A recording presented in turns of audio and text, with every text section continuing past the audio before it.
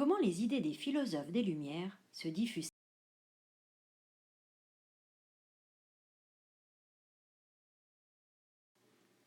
Au XVIIIe siècle, un éditeur charge deux philosophes, Diderot et d'Alembert, de rassembler dans un ouvrage toute la connaissance humaine.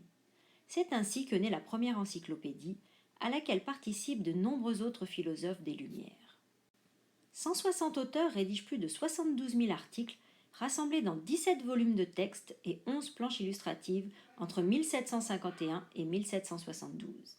Ils y insèrent leurs idées qui se diffusent donc auprès des lecteurs. Censurée en France après 1759, son édition se poursuit à l'étranger.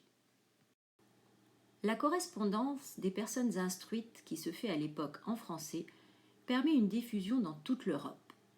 Pour la seule affaire Calas, Voltaire écrivit par exemple plus de 300 lettres aux proches du roi, à des écrivains, des nobles et même à d'autres souverains européens.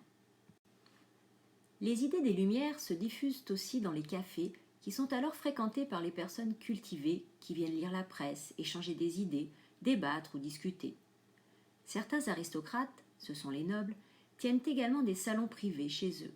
On y vient aussi écouter une lecture et en discuter.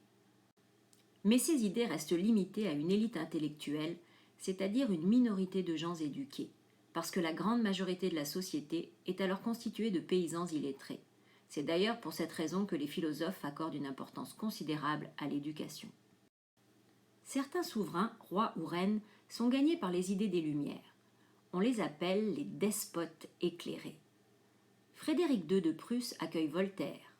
La tsarine, c'est le nom de l'impératrice de Russie, Catherine II, reçoit Diderot. En Suède, Gustave III abolit la torture et proclame la tolérance religieuse. Il encourage même la liberté de la presse. Joseph II d'Autriche, empereur catholique, accorde la liberté de culte aux juifs et aux protestants. Mais attention, il n'accepte pas pour autant une remise en cause de leur pouvoir.